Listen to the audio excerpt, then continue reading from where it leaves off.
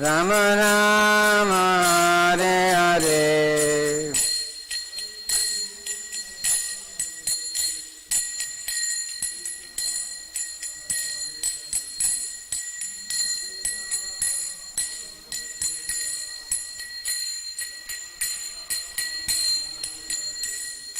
Hare Krishna, Krishna Krishna, Hare Hare, Hare Rama, Hare Rama, Rama Rama, Hare Hare.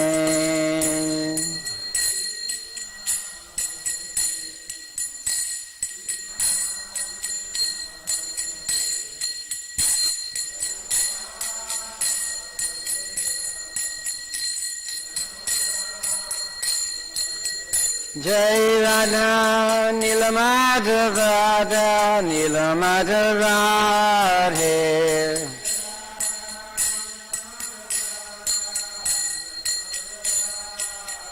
Jai Radha Giridhari Radha Giridhari Radhe.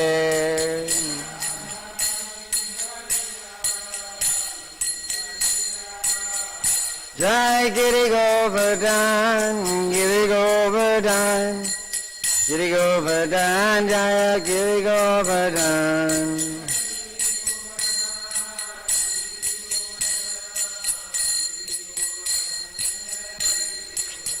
Jaya Gauranitai, Gauranitai, Gauranitai, Jaya Gauranitai.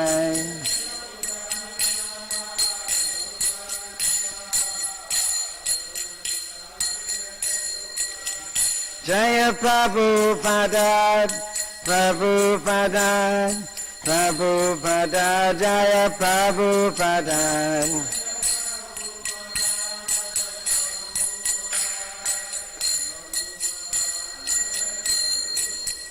Jaya Gurudeva, Gurudeva, Gurudeva, Jaya Gurudeva.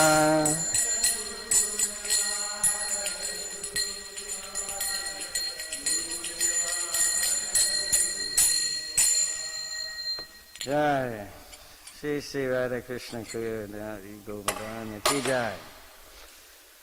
Okay. Om Namo Bhagavate Vasudevaya.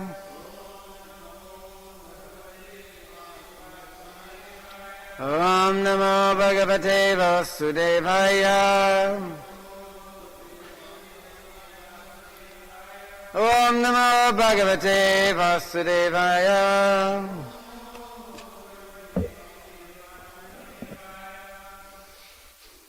Srimad Bhagavatam, Canto 11, Chapter 2, okay.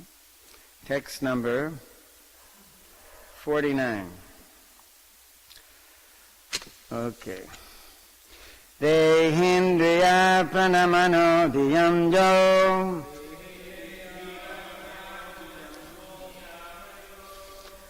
jamapayaya shudbhavatar sukhetschai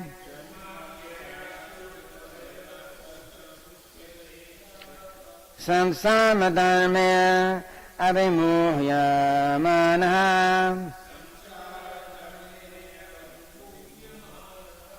Smritya Hare Bhagavata Pradhana.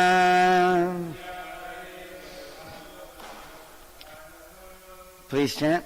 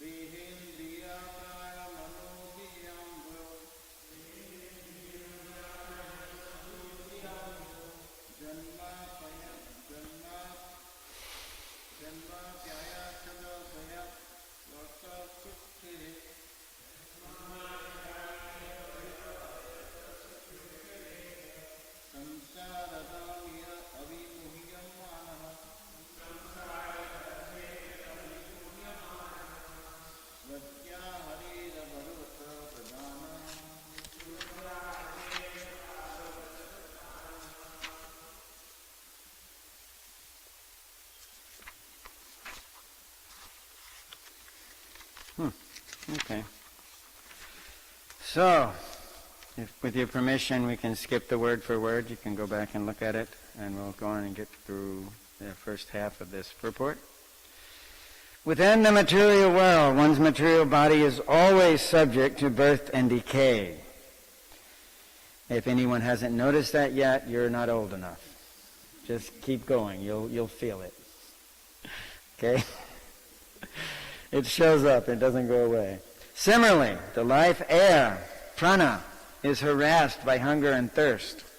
The mind is always anxious. The intelligence hankers for that which cannot be obtained, and all of the senses are ultimately exhausted by constant struggle in the material nature.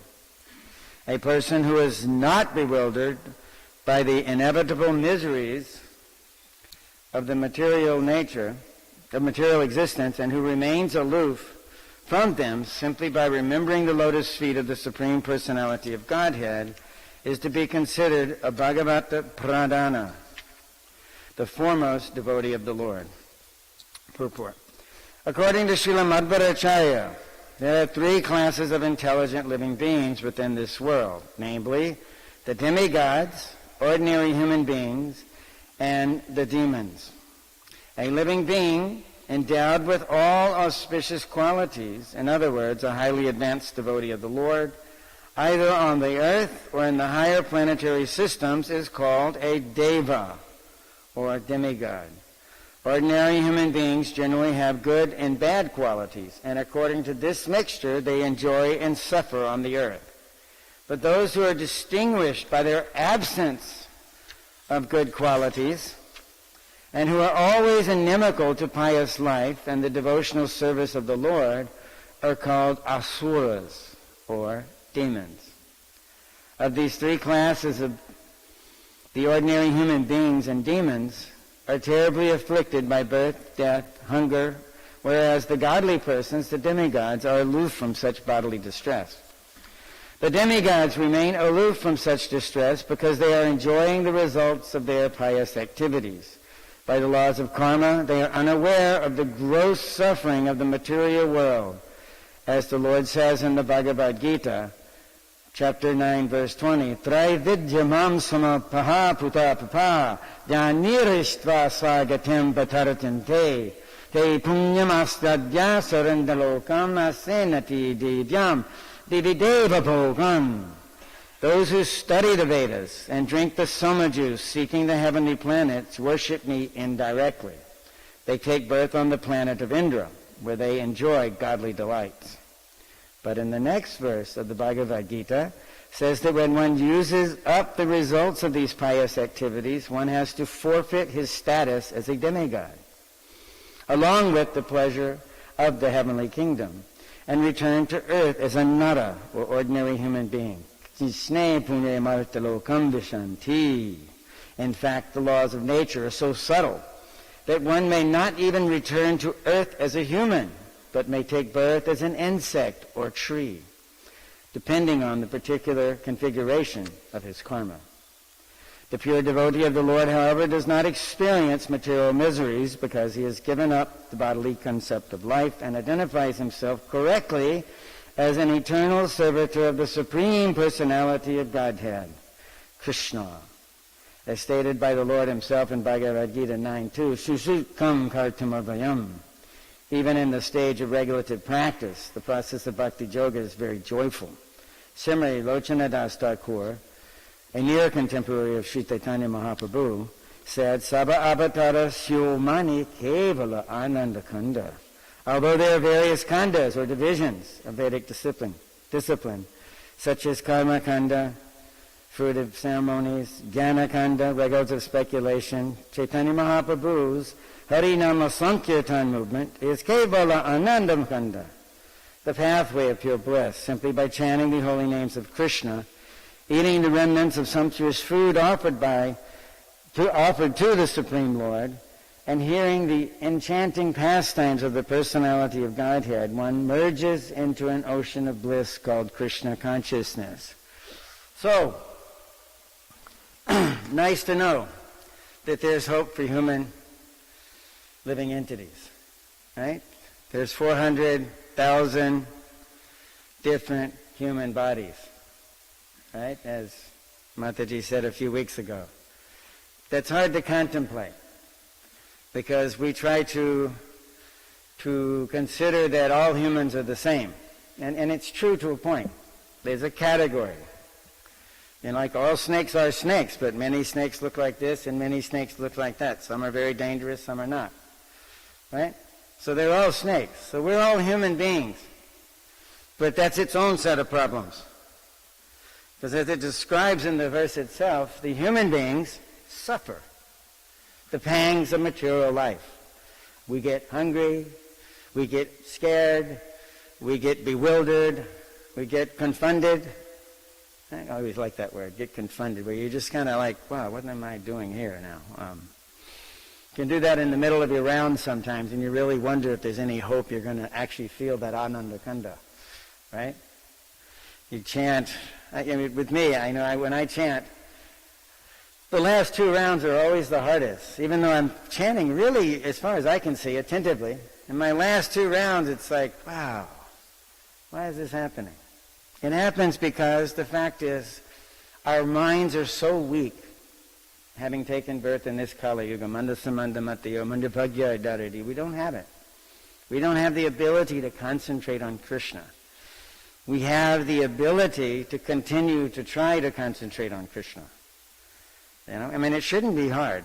When Keshavananda Prabhu was here, he gave a small 1-class seminar on chanting the holy names. When you chant Hare Krishna, Krishna hears you. Now, if you really believe that, aren't you going to chant Hare Krishna, Krishna Krishna, Hare Hare, Hare Rama, Rama Rama, Hare Hare, very clearly, so Krishna knows, yes, you're calling for him. You're not calling from Mama. You're not calling from whoever that is. Huh? We'd see it. There used to be a thing the devotees would give these classes and say, and then there's dive bomber japa. Hare Krishna, Krishna, right? And all these different things and ways that we don't chant purely or even clearly. It's an old trick in musicianship that when you're first learning any instrument, you first just concentrate on making a clear, concise note. Even if you can't do the next one in succession like a song may go or anything like that. Simply because if you learn properly from the beginning, very carefully how each note has to be sounded, then as you get better, you keep making them sound that way because that's how you learn, that each note should be correct. So each syllable of the Hare Krishna Mahamantra must be clear, right? And if you can't hear it yourself, that's a good sight that you should get someone else to also listen to you chant and correct you if you're missing something. I chant rather quickly, not to get over it, but it just if I chant quickly, I can concentrate just a little bit better, and in hopes that maybe someday I'll actually really be able to respond to that Hare Krishna Mahamantra. Something's happened. I'm still here after 44 years, I think. Something like that. So I keep trying. Every day, it's a new event. How to chant Hare Krishna properly. And keep the mind focused for about an hour and 90 minutes, maybe 90 minutes, a little over 90 minutes, and with my chanting. Right? No small feat. Now, it also says here that the demigods don't suffer these pains. Everything is provided for the demigods. For whatever reason, they don't have to struggle for food. They don't have to struggle for shelter. They don't have to struggle for any of these mundane bodily considerations. It's provided by the Lord because of their piety. But their piety only takes them until it runs out. Just like you may have a nice big tall glass of nectar drink. As soon as it's over, it's over. You get no more nectar drink out of the glass. Whatever was put there, that's it. Right? So similarly, our pious activities can only take us to the heavenly kingdom, where we enjoy until we run out. Once you pull that last key, that last tag of piety, then you go back to the material world to take birth again, with no guarantee that you'll take birth as a human being. Because whatever your senses enjoy in the heavenly worlds, you get that opportunity to enjoy it to the fullest, as whatever living entity may be attracted to that. Right? Because that's what you like. That's what you're interested in. That's what you follow for. Right? So that's there. And then it describes that the demons, they suffer mostly from the fear of death. Because if you read the story of Vamanadeva, you realize that, well, Bali Maharaj has got a pretty good deal here. He's now defeated the demigods. He's in charge of the universe. He's happy. His family's happy. Everybody's eating. He's got riches. When Vamanadeva tells him, I just want 3 steps of land, he laughs and thinks that the Supreme Lord Vamanadeva is a fool. He said, do you realize who you're talking to? I'm Bali Maharaj. I own this place. I could give you an entire city. Well, I could give you the entire region. I could even give you that whole planet if you want it. And you just want 3 steps of land? Well, which Vamanadeva, being the Supreme Lord, knew just exactly how to get under Bali Maharaj's skin. He says, well, if I'm not satisfied with 3 steps of land, when do I get satisfied? Because Bali Maharaj, having everything, is still hankering for his next meal, which is going to be even better than the last one he had. Right? There is no satisfaction. It's a state of existence. It's not something you can have partially. It's like being happy. Right? People say, well, yeah, I'm okay. Right? It's because they're not just happy. There's problems being in this material world. We're not just happy. We're happy some of the time. And generally only when we just clock out everything else that isn't creating some degree of happiness or positive feeling, right? We know that. We just don't want to believe it. It's our state of existence in this material world. We don't want to believe that we can't just be happy.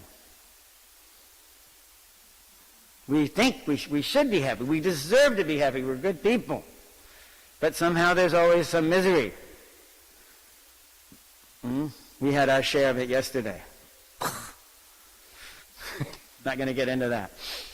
But there was so much happiness, and then all of a sudden, the whole pillar of happiness came crumbling down with the weird, interesting thing that keeps happening in our family. But anyway, not to worry. Everybody's still alive. It wasn't that bad. But this is the material world. They have that example, wait till the next foot falls, right? Yes, I'm over here. Yes, I'm great. Everything's fine, but I take one more step, what's there? We still don't know.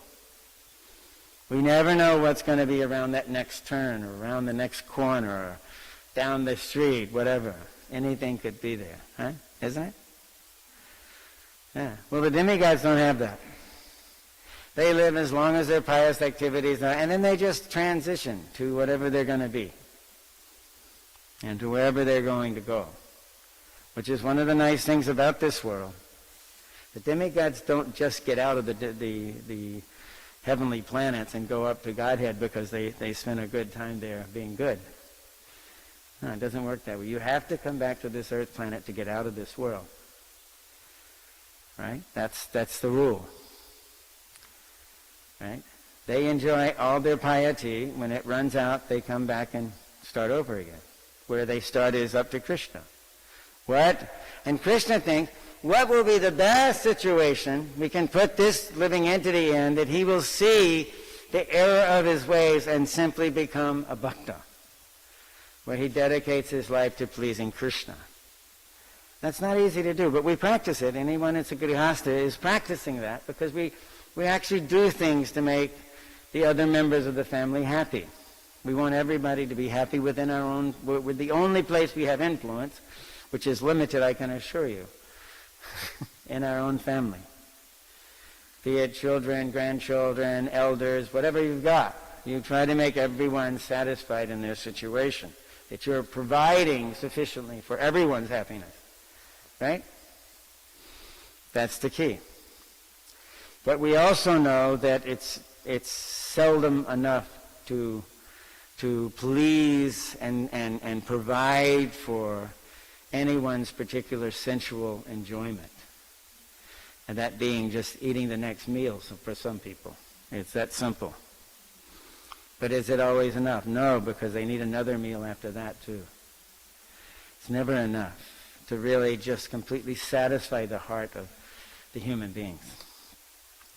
We have historically, and we understand this, historically all of our family has always tried to help the next generation have a better life than we had. But if that life is simply engaged in material satisfaction, you haven't helped them, even though we thought we did.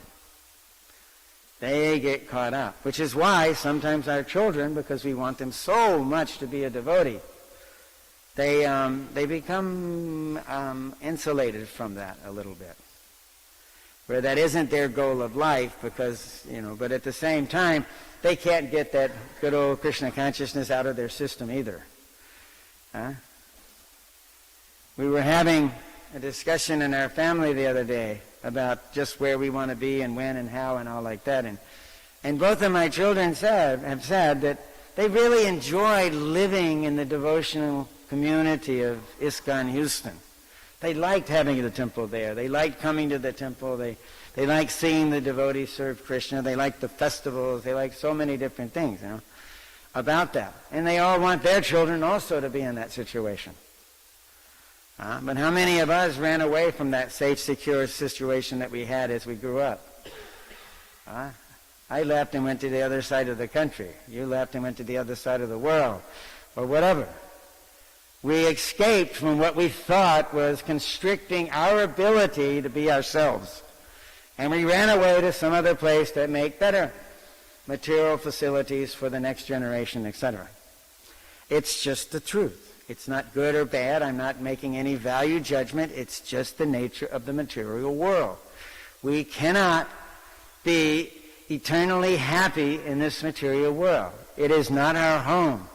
We are far, far, far away from our home just by engaging in average pleasures of living life without a particular problem sitting in front of us. Just like we may all think, I'm doing well, I'm financially situated, I'm providing sufficient food for my family, but right now you can't go to the grocery store and get all the foods that we used to be able to get here in America, where they have completely artificial standards of cultivation, of foodstuffs, and therefore we think because everything's available all the time, because we can ship our peaches all the way from Chile, which is as close you can get to the bottom of the earth, to up here, in America, everything is better. Where every other place in the world, you live seasonally. You should go to Korea sometime, South Korea, spend a year there. And you'll see that they are so inundated by what grows in the shortest season and keeps best so they can eat later. Like you go to the market and all you see are stacks and stacks and stacks of zucchini in the like early summer. Right? You don't see anything else practically. Because zucchini grows like that, very fast. You plant it, you take care of it, you get it out in the thing, and it boom, produces, and there's all these zucchinis. And then at the end of the season, you're getting pumpkins and radishes and, things that you can preserve for when the cold comes back in. And it's like that every year. It's rather interesting. But when you see a situation where you have such a short growing season, your ability to enjoy becomes hampered by the fact that everything has to grow in this amount of time. And therefore they grow things that you can preserve, and all winter long you can eat kimchi, nice preserved radishes and cabbage and things that like that. They keep very well and they all taste a little bit fermented because that's how they keep. But here in America, we can make that practically disappear up until now. Now you go to the market, so many things you won't find. Now why, how, what? We know that our stability in our economic situation in America is actually false. It's based on smoke and mirrors. Right? Well, if everything's all available, everything must be good. right? But how many times have you bit into a nice succulent fruit that wasn't nice and succulent because it's been sitting in a cooler for a year? You know? Like the apples you get in the early spring are from last year. They've been refrigerated at just the right temperature that they don't spoil. But they still taste like paper or cardboard or something, right? They're grainy, they're very little taste, very little juice, because they've been sitting in a freezer drying out. Right? This is the illusion of American economy. Right? It is. It really is. We don't do anything seasonally. And we've got a whole plethora of sports events to keep us busy all year. The football season, then the basketball season, and the baseball season. And before the baseball season ends, then the basketball season. In between is the tennis matches and all this delusional happiness. Where we think, oh, my guy won, I'm happy now. Right? You're not even connected to that. I listen to the children, young adults, talk about their team. They don't own the team. They have nothing to do with that team. They just like it. And therefore it's their team. And they can tell you all the different things they're doing right and wrong. And that team of yours that you had nothing to say about. How they do anything. Eh? It's delusional. Anyway, let's read some more. The pure devotee of the Lord, however, does not experience material misery. Right? No. Okay, so the devotee understands the falsity of this world, and therefore by chanting and dancing and taking prasadam, they actually receive happiness on a higher level. Right? I mean, prasadam is so powerful that if a worm wriggles through your compost pile and tastes just a little bit of prasadam that was thrown out because you didn't get to eat it in time because there's so much prasadam you can make in a week, that worm will take birth as a human being. He'll skip all the other progressive births and take birth as a human being. That's pretty drastic. I mean, if you pick a worm out of your earth, we garden a lot, so worms and, beetles and ants and all these little living entities that are all there in the ground are very obvious to us. So if you think that a worm in such a horrible condition that its whole system is one end eats and the other end excretes, and there's nothing between that. That's all they do. Right? They're such a funny entity. If you split them in half, they'll grow the other half back because they don't want to give up their attachment to their worm body. Because all they have to do is move forward physically, and they'll eat enough, and they'll get what they want. Huh? It's a worm. And yet, if they get prasadam in that course of activities, they take birth as a human being. That's skipping a lot of births if you think how cognizant other living entity forms are in the insect world, the bird world, the animal world, the fish world. Right? If you think about how much more facility they have for movement, for eating, for doing all these things, they're skipping over a whole lot of births.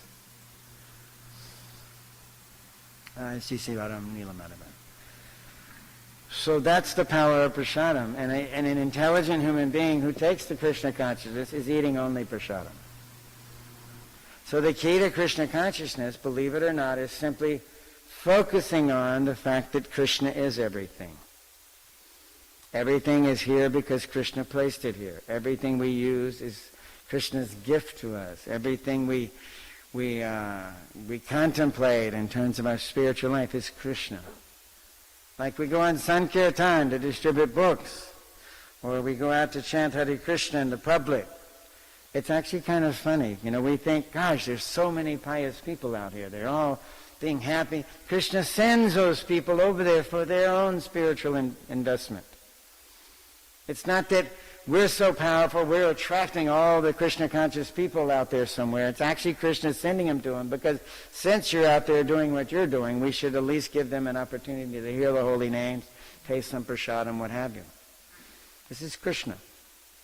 Because in anywhere you can see this in the same neighborhood, something else is happening somewhere else. It's not nice. It's not spiritually uplifting. Okay? We see, especially these days, it's very difficult. It's funny. You get even close to a person, you feel different now. Right? It's different. Like if, I had to go to a physical therapist, and it's a small building. But I was coming down from his office on the second floor, and the elevator opens. It's not a big elevator because it's a small building, 6, 7 stories, So there's 4 people already in the elevator. And I was surprised. It opened up, and I was about to step in, and I stopped and said, "May I come in? I mean, can I encroach on your social distancing? Everybody's in the corners, And they said, yeah. I said, okay. But I would never have thought that before. Usually you get in an elevator, especially if it's a big building, everybody gets in and goes up, and they seal themselves off from all the other people anyway. But now you can't think like that. This is the material world. So fortunately, this blissful ocean is the eternal situation of every living entity, provided he gives up all his bogus concepts of life. What does that mean? That means we stop being whatever we think we are. If you're a Christian, you stop being a Christian. If you're a Muslim, you stop being a Muslim. If you're a Hindu, you stop being a Hindu. Because just try to define Hinduism by asking every Indian person that you've met, whether you're Indian or not, what is Hinduism? And you'll get enough answers to keep you completely and thoroughly confused for the rest of your life. Christianity the same way. Huh? This one is better because it does and that, and actually we just are Jivara Svapoi Krishna Nityadas. We're eternally a servant of Krishna, the Supreme Lord, who manifests himself in any such way he can to get the human beings to perform pious activities. And if possible, rise above that and come to the true knowledge of who is the Supreme Personality of Godhead, and thus learn how to serve Krishna. There is only one God, but there are many different paths to get to that God. And they're all based on the ability of the living entity to understand his actual position as a spirit soul, not the material body. And as far as I've seen,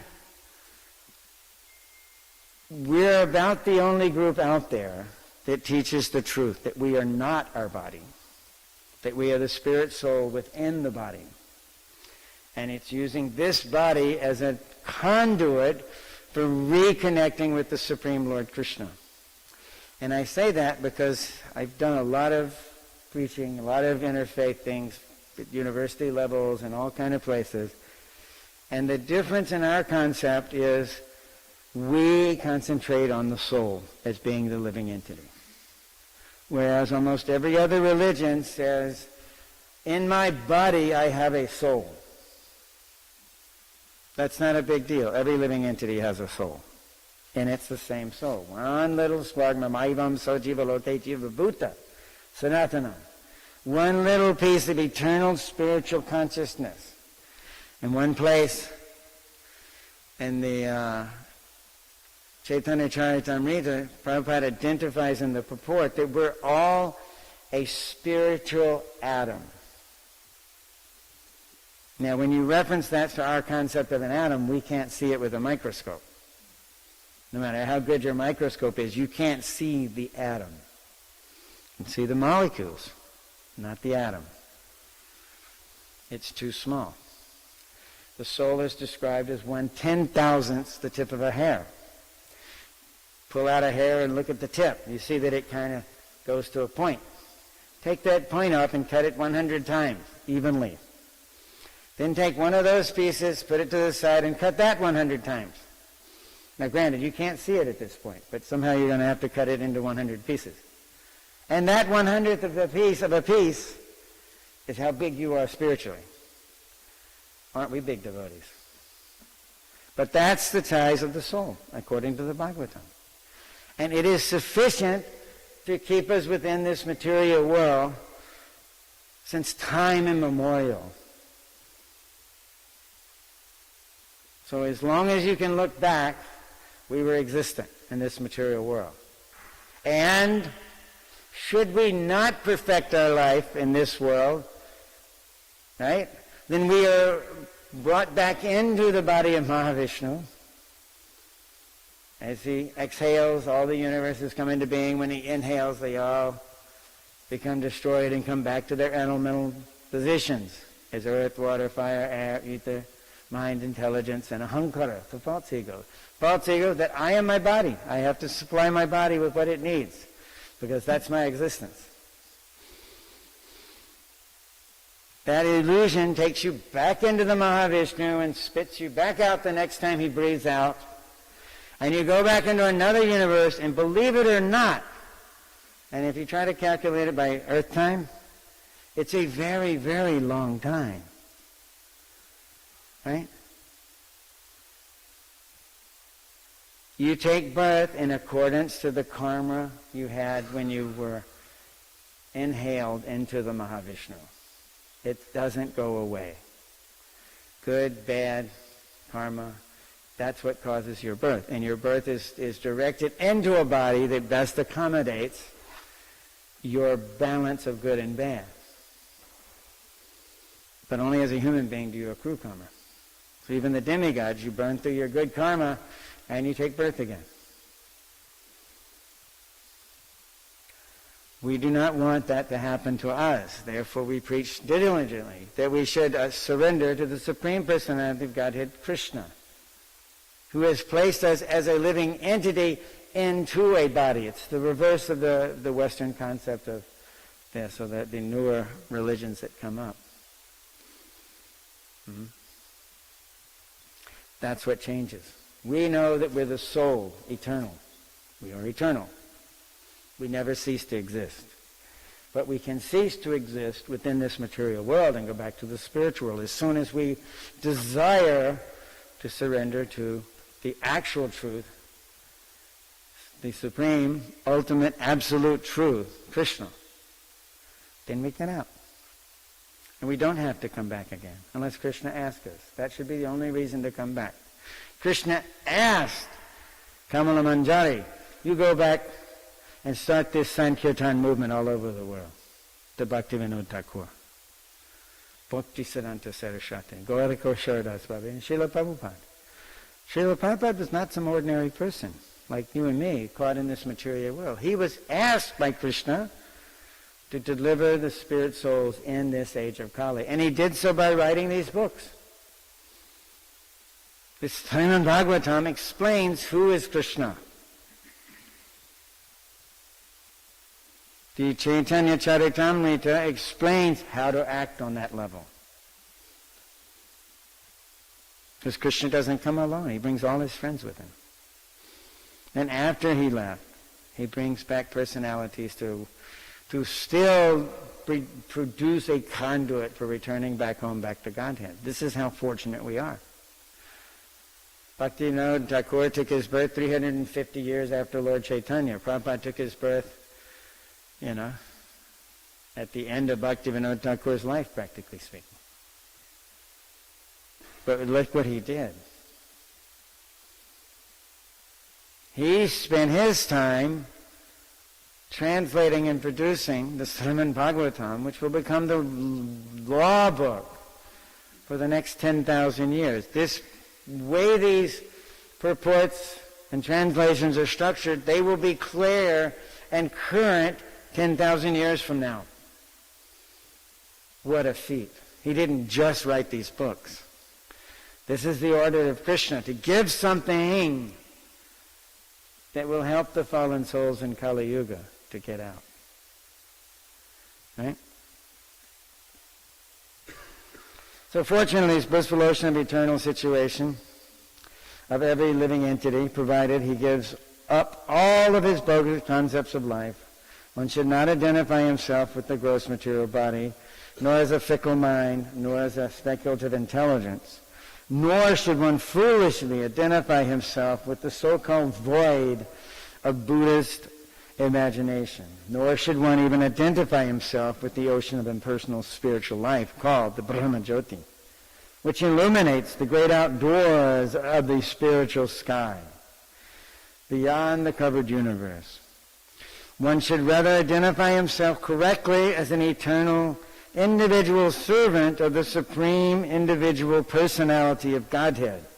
By this simple admission of one's constitutional position, and by sincere engagement in the service of the lotus feet of the Lord, one is quickly promoted to direct participation in the eternal pastimes of Krishna, just as Arjuna got the opportunity to play with Krishna as a soldier on the battlefield of Kurukshetra. Krishna gave Arjuna the choice, do you want to help me with this? We have to get rid of all these soldiers. Do you want to take part in that or do you not? The whole Bhagavad Gita is, you should just surrender to me. Krishna gives us options. He said, but if you cannot surrender to me, then follow the process of bhakti yoga until you finally break down that barrier and become identified with your actual true constitution as a servant of Krishna. You're not anything but a servant of Krishna. Get that through your heads today. If I do anything in servicing this particular purport and verse, get it into your head. We are the servant of Krishna. We only have to serve and please Krishna. We don't even have to please ourselves, our wives, our children, or anybody out there. Our government. We don't have to do that for anybody but Krishna. When you can do that, you get out of this material world. Krishna takes you back into his fold, and you simply play in Vrindavan. You will go to that Istadev that you already have. In our Krishna consciousness movement, we're trying to take the express route. We simply chant Hare Krishna, Krishna Krishna, Hare Hare, Hare Rama, Rama Rama, Hare Hare. My dear Lord Krishna, you are the Supreme Personality of Godhead, and I wish to serve you personally. Please take me out of this material world. Because this Hare Krishna mantra is Krishna, the all-attractive person. Rama, the source of all pleasure. And Hare, the only way we can do anything. The object, the loving feelings of Krishna for his devotees are embodied by Srimati Radharani. Hare, the material energy, is a temporary prison house that we have to rehabilitate ourselves by the study of Srila Prabhupada's books. Any questions? So I made it to the middle of the page, 169, and it will start over again at Srila Madhvacharya has given an elaborate description of this process. And if you want, Nainamrita Prabhu, I'm folding over the bookmark so that it's also at the place where I left in hopes. So please, we have time for one or two questions pretending if I don't talk too long.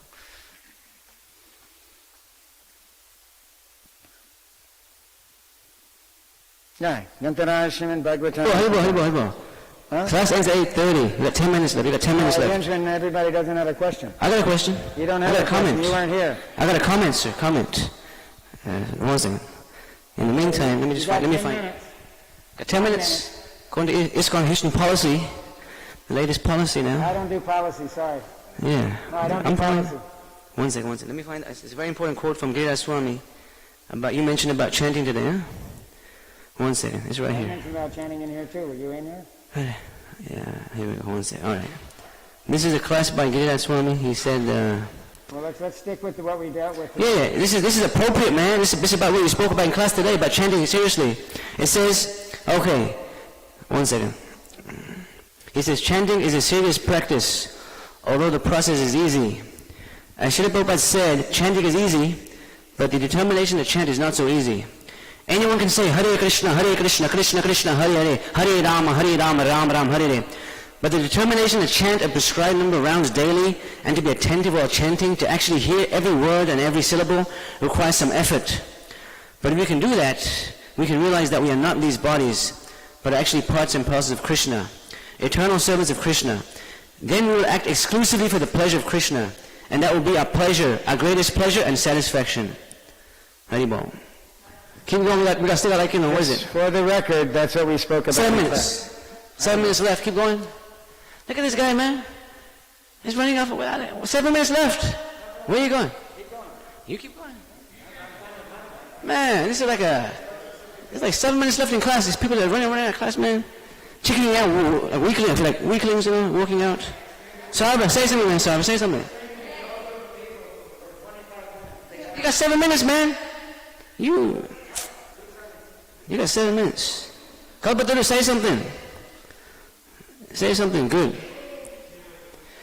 God, man, pissing me off.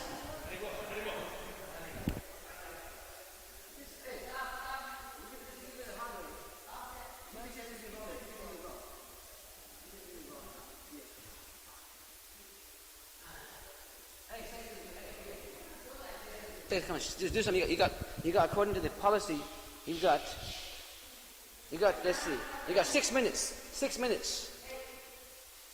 Say, you got a big mouth, say something, come on, you got a big mouth, you like talking, say something, talk. Something nice. Hare Krishna, Krishna Krishna, Hare Hare.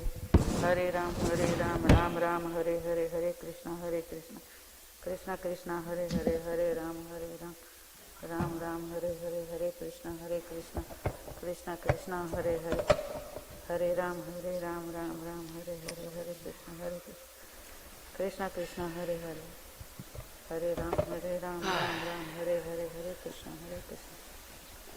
Krishna Krishna, Hare Hare, Hare Ram, Ram Hare Hare, Hare Krishna, Krishna Krishna, Hare Hare, Hare Ram, Ram Hare Hare.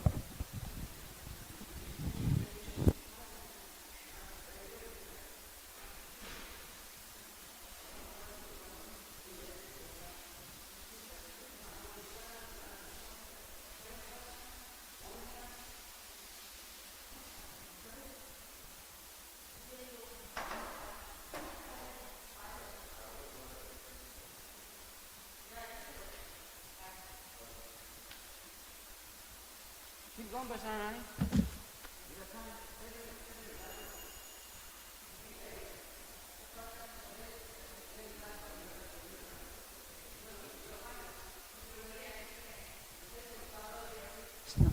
Say something.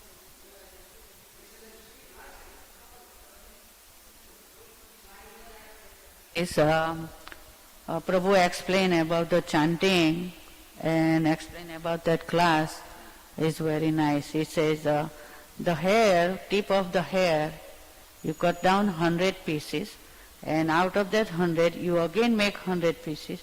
That's the size of the tip's soul. So that's what I understand from this class. And he talking about the chanting and hearing, and that's explanation is says everything, And like you explain about the Giriraj Maharaj class, Maharaj says the how you determine how you're chanting. Everybody can chant, but how you chant and what is your determination and how much you concentrate on that is count. And that's everybody cannot be concentrate on that because people have in a Kali Yuga so much frustration, so much anxiety, they cannot sit down even 1 minute peacefully, so it's a trouble for them to chanting. But we have to train our mind, train ourselves, and we have to chanting peacefully, nicely. Thank you, Hare Krishna. Keep going.